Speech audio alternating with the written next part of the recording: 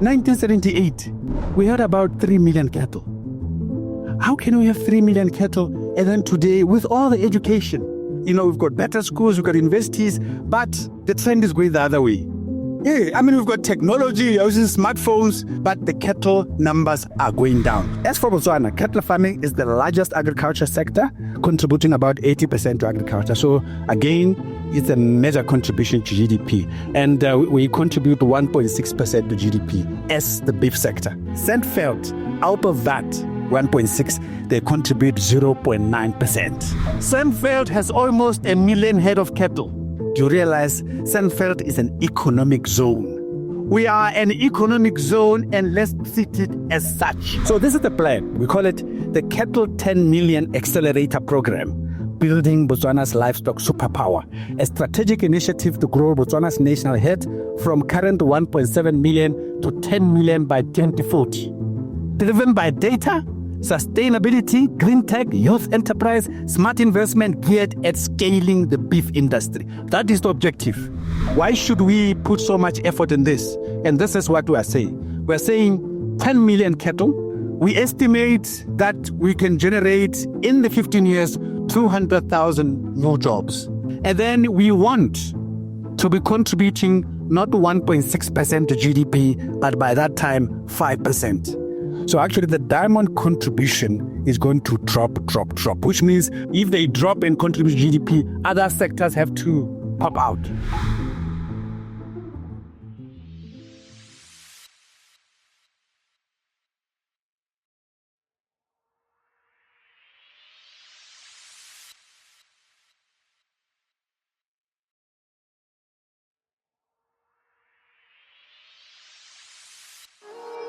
Welcome to the GrowthWell Podcast, where we tap into a well of knowledge, innovation, and leadership to fuel Africa's growth. Here, we explore thought-provoking insights and expert knowledge that empower individuals and businesses to thrive across the continent. Whether it's personal development or professional advancement, our conversations inspire action and impact. This is GrowthWell, where ideas flow and growth begins. Let's dive in. Just a little paragraph. So South Africa's agriculture industry has grown tremendously in the last 3 decades. Data from the National Department of Agriculture suggests that between 1994 and 2022, the industry has more than doubled, both in volume and in value terms. In 1994, maize yields were approximately 2 tons per hectare. Botswana 0.8 tons per hectare. And today, they are at 6 tons per hectare. Producers have excelled in achieving this growth, but we also owe this success to various research and development efforts, such as breeding of high-yield cultivars, climate-smart varieties, and all-in-one animal vaccines and remedies research. The foundation of this success is the combination of the experience of South African agriculture scientists and researchers, weather stations, stored genetic material such as germplasm, gene banks, and tissue culture. So what I'm saying is we have to democratize use of data. We have to democratize science and technology. So this needs to be the norm for us, because who believes that Botswana's cattle industry can get to 10 million? Because I'm going to challenge us. Or can we scale farming? Scaling 10x. I realize it times 10. Now, I'm happy that some of you believe we can. And now we're going to visit those strategies. Some of you who know the company, like Audit Consulting, we do strategy work for corporations. We do strategy work for governments. So we try to explore ways of growing, of competing. And this country is about time it competes. And today we're talking about competition in the beef sector. 2 years ago, as InnoLead, we brought one of the top scientists from Silicon Valley, a guy called Salim. He came here because we were doing some work with the mining companies in how to grow the mining companies 10 times. So he's an innovator. He used to be vice president at Yahoo. He came here. We hosted him Mohaburoni. We took him to the tourist area, Kavango. You know, that guy, he was late to the airport. So Salim, why are you late? He came 30 minutes late. The day before, I ate beef. malasa amabane abi usile kwa pota abi petse ke nama ya Botswana. I don't know how you guys do your beef, but this is the best beef I've ever tasted. Hallelujah. So the issue is, as Sandveld, can we be bullish? 1978, we had about 3 million cattle. How can we have 3 million cattle? And then today, with all the education, we've got better schools, we've got universities, but the trend is going the other way. Yeah, I mean, we've got technology, we're using smartphones, but the cattle numbers are going down. So we're going to see how we can reverse that. Now, let's visit what's happening around the world. Okay, this is what's happening around the world, because we have to contextualize global. What it means there market. Now I want to confirm to you what the market is there. It's massive, approximately 500 billion in 2023, and is globally it grows by 4.2%. When a sector grows globally by 4%, that's a hell of a growth. And in Africa, it's also growing. They're estimating that by 2035, it will be a $40 billion market. As for Botswana, cattle farming is the largest agriculture sector, contributing about 80% to agriculture. So again, it's a major contribution to GDP. And we contribute 1.6% to GDP as the beef sector. Sandveld, out of that 1.6, they contribute 0.9%. Now, why beef? Now, there's people who are becoming more health conscious. There are consumers who want leaner cuts and grass-fed beef, driven by concerns around health and sustainability. Also, premium and specialty beef, the high-quality premium beef cattle breeds like Wagyu and Angus. Alternative proteins, convenience and ready-to-eat products. One of the big things that we don't do in terms of R&D and science is the world. I mean, they're saying a city like Kinshasa, by 2050, it will have almost 150 million people. Kinshasa. So a lot of the big cities are going to demand quick foods. Now, can we package beef in a very innovative way where people can grab it on the way? These are the things that we should be looking at. Now, just to remind you about the numbers. 1.7 million has been tossed around. It's true. The offtake at tops when BMC was making a bit of money was 300,000. Now we're talking about 150,000 in terms of offtake from these. Sandveld, out of the 1.7 million, Sandveld produces, or the head is 952,000, so almost a million. Sandveld has almost a million head of cattle. Do you realize Sandveld is an economic zone? We are an economic zone, and let's treat it as such.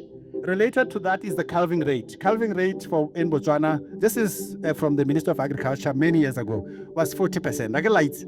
I read another article, it is around 56%, so it's improving. And I suspect it's because of the commercial farmers. Because at communal level, I mean, you have to struggle to get good calving rates, admittedly from the communal farmers themselves.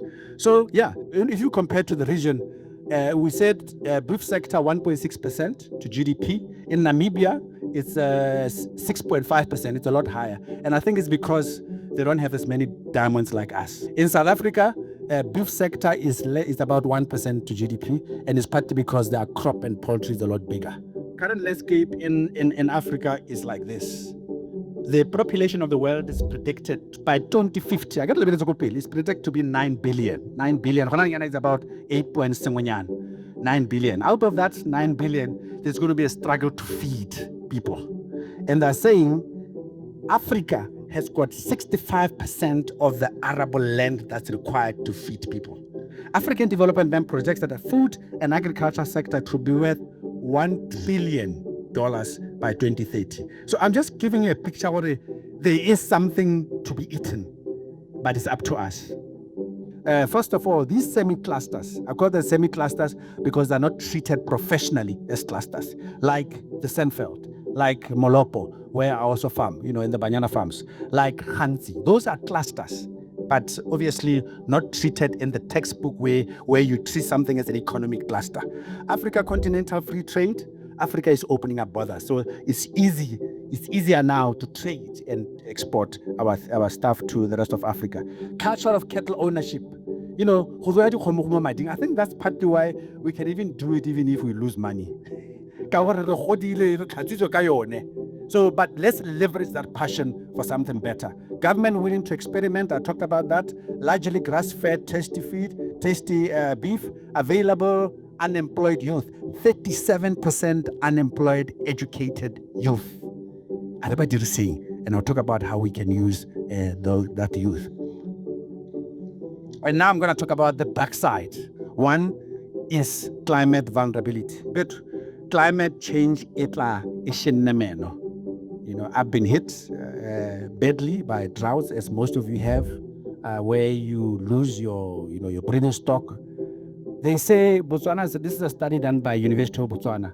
Rainfall for the last 30 years have been dropping by 1 millimeter every year. So we have to apply climate smart technologies. Land degradation, 40% of Botswana. This is a UN agency study. 40% of our land is degraded. It's degraded. That's why I'm treading carefully. That's why I have a big problem with communal farming. In as much as what is politically maybe incorrect, because I've always challenged authorities. Why are we leaving cattle loitering, uncontrolled, and this, just everywhere, killing people on roads? It just doesn't make sense. It doesn't happen like that in any modern country. So that's the issue. Unskilled labor. Guys, it's sad that we rely on people who are in the margins of society to look after our cattle. That has to change. So I'm coming back after 5 years. Please, let's do something. I also follow technology. One of the things that they're doing in other countries, they are using AI to accelerate education, where in 1 year, you can take someone from the street and make him or her a data scientist in 1 year. So there is a rapid development of education, 1 year rapid development program to turn them into stockmen and stockwomen. Let the workers reflect the value of that stock. The other one is lack of R&D and technology and innovation. I read, I think it was, I don't know if it was your time, I was reading strategies, some Minister of Agriculture, where they admitted they don't have a research technology agenda that's comprehensive enough. That is a concern, because if we don't have R&D and applying science and technology, the route to good things will be extremely difficult. Top interventions proposed: renewable energy solutions and climate smart agriculture, advanced precision agriculture technologies. There are technologies out there that are available for us to farm properly.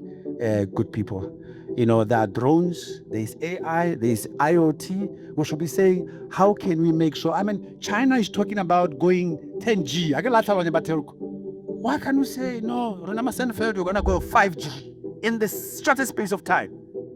There's technology available. I don't know why we don't have appetite for technology. And I know there are pockets of people that use these things, but it has to be democratized so that more and more people use these technologies.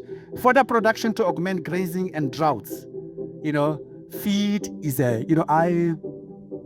I happen to be now past. I used to be chairman of Milk Africa. So by virtue of that, I visited a very large farm in Florida where they have 13,000 cows, Holstein. Powerful thing. It's the second largest in Florida. And what's interesting is that we went through seeing the operations, everything, but guess what was the biggest operation of that farm? It was fodder production. So if we want to really have an effective beef sector, you got to be talking more about feed production. Because remember, that's a little machine that converts the grass or the feed into beef. But really, the bottom line is the grass, is the fodder. So if we don't have an extensive fodder production industry, at this farm, it was an industry. So we need to look at feed in a big sense. Implementing sustainable water management practices, land rehabilitation and sustainable plan. We have to rehabilitate this 40% that we're losing. So this is the plan. We call it the Cattle 10 Million Accelerator Program. Building Botswana's Livestock Superpower, a strategic initiative to grow Botswana's national herd from current 1.7 million to 10 million by 2040. Driven by data, sustainability, green tech, youth enterprise, smart investment geared at scaling the beef industry. That is the objective. A 10 million cattle accelerator program where we scale Botswana's sector, including the Sandveld. The Sandveld, remember, is the biggest, so it's got to start here. So that's the objective. And the first thing, so for land degradation, we have to do what they call a national rangeland audit. And we have to start using that satellite. So I've got here BotSat-1 satellite. Satellite mapping, creating digital maps of grazing zones and vegetation health. On-ground assessment, test soils, measure grass biomass, record water access points, and classification of the areas. Which ones are seriously degraded, because you're going to approach it a different strategy. Which one is not too bad, and then we have a different strategy. And then we can classify Sandveld, have the map of the Sandveld, and classify how the state of our grazing. That's an urgent one. A foundational exercise to determine Botswana's sustainable grazing capacity. The NRA, the National Rangeland Audit, will provide science-backed data on carrying capacity, degraded areas, and water availability. And then we classify the areas into high potential, moderate, degraded, recoverable, conservation low. Okay, so the team at Inolid, we did graphs to see based on the land. We haven't finished the project. We're still working on it because we said, as an example, we said one of the biggest farmers in Botswana is Mr. I don't know whether he will be upset that I mentioned his name, but it's Mr. Head somewhere, Mr. Lemke, saying he's got 6,000 breeding cows. What if we have 100 or 200 farmers scaled to 6,000 breeding stock? If it's 100, it may as well have 600,000 breeding stock. And guys, bad thing, I know each one of you, I know the guys here that know how to scale. They are just limited. And it should be such a huge opportunity. So 600,000, and then you say out of that 600,000 calving rate, by that time it will be 80%. So 80% of 600,000, that's about 480,000. And then you say out of that, remember we are using the females to further produce. So we take 280 polis to BMC. And this is just based on, and now we're at 300,000 almost possible to go to BMC. So if you so that's just a targeted quick win, because we have farmers who are prepared to put their money, their sweat, give them the land, give them a good grading area, do tenders, say we're now Tsahale, the honor marks, go. That's the idea. Phase 2 is the scaling of the national herd, and it has to start with growing of the land in terms of the feed program. So ensuring sustainable expansion aligned with the range. So here we're looking at 2025. We go to 2025, we have 1.7 million. 2027, we say 3 million. So hopefully we can look at 5 million in 5 years. That sounds quite nice, isn't it? 5 million in 5 years, okay? And then 2035, 7.5 million. 2040, 10 million, baby. That's possible. And we've got all the ideas, but that can go into planning a program. What can be part of it? We just put some pockets of such a program. First is the genetics uplift. We need to stop this thing of haphazard genetics. If this climate thing continues, what will happen to these breeds which are very sensitive to this environment? So we need to develop what are the superior breeds for Botswana that are meshed to the rangeland zones and for optimal performance. Remember, we've done rangeland and we've zoned the areas, so we can say, no, Boran is there, Akizuru Musi, Tamahaka Malatina, Musikwa, that was Cimentas based on, because Botswana is a huge country, so you can actually categorize which breeds for this area and make sure that those are the ones that get supported. In mobile AI services deployed at grade A and B zones, these are the high areas where the grazing is very good, doing embryo transports and so forth. And then breeding centers. I was reminded when you talked about this area. Well, this is the area that could be an extension area, breeding center, where also technology and research area for that to collect all the data, so that we We do informed decisions. Even with breed type, it's informed because you've studied the humidity, you've studied your rangeland, you studied your grasses, and you know what this is the right breed for this area. So the other one is obviously I talked about you. We've called it Feed Botswana. Feed Botswana meaning feeding beef through development of fodder. And I'm looking forward to the agro Zambezi, where we can actually maybe have fodder as part of the project there, where there's a huge fodder production. So we need to establish regional fodder hubs near grade B zones, distribution networks for fodder, sustainable practices, implement water efficient growing methods, and research and development. So that's the big thing. Feed production needs to be a big thing here. And then the last one is as part of the program, youth heads. We call them youth heads, where you have accelerated programs for these youth who are unemployed, but we want to orientate them into the beef sector. So at Botswana, we have accelerated programs. These TVETs, I was listening the Minister of Tertiary talking about on the tourism sector, how they are planning to introduce tourism studies into the TVETs, into the vocational schools, accelerating that. So actually, you can now turn some of these unemployed graduates into overnight stockmen, cattlemen. So youth heads, training skills, land allocation, financing, mentorship, and all those type of things. And then we can have more literacy. So implementation framework, this is what we're suggesting. We need a 10 million accelerator program past team or council that will start working on that program, and they start working with the ministry because it's going to be a strategic mega project. By the way, a mega project is not a small project. It's a project that's potential goes into a couple of billions of dollars. That's what a mega. But in terms of contribution to GDP, it's huge. So we need to do proper study to say what is the actual potential of the Botswana geography, rangeland, skills to get to 10 million stock by 2040. We got to do proper studies. So cattle task force, innovation labs, we need to have these area like here need to be part of the labs where nothing happens without creating new ideas and innovation and learning from others as quickly as you can. That's why they talk about agility. So we need to have an area here where guys are thinking about how to make Sandveld a better place in terms of technology and innovation on continuous basis. So that's the innovation labs at regional levels where they are all over. And then funding mechanisms, we're going to look at PPPs, how we can fund, and other models involving development partners and so forth. And then obviously monitoring to make sure that this data that we struggle to find has to be available. So we've got to make sure that there are actually information that's available all the time on all these statistics that we talk about so that they can help making decisions whenever you want to farm in terms of progress as well. We even did a budget.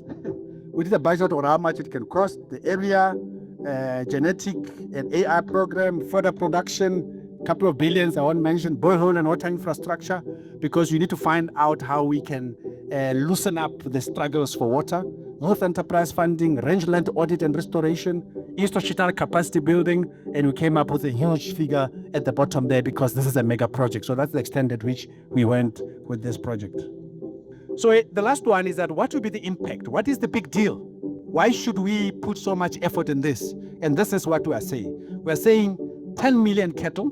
First, Botswana will become a dominant player in the beef. 90% sustainable zones. We said out of all the rangeland analysis, 90% of that land should be exploited properly for effective and optimum beef production. We estimate that we can generate in the 15 years 200,000 new jobs. And then we want to be contributing not 1.6% to GDP, but by that time, 5%. So actually the diamond contribution is going to drop, which means if they drop and contribute to GDP, other sectors have to pop out. The president this past week, he said he wants tourism to potentially overtake diamonds. Ladies and gentlemen, I rest my case. My job was to test your appetite. Hopefully the objective was very clear. It's not just for the minister and the ministry, it's for all of us here. If we are serious, and all the associations and the beef union, we set up this council I was just doing another program a month ago for making Botswana a digital economy. The minister is so excited. He's going to do a press conference, and then we are going to go and present it to Cabinet and HE for appreciation. That's the technology, digital economy side. If we are serious, actually, let's stand up, because we believe that beef can be one of the saviors of Botswana now and in future. And with those few words, thank you very much. And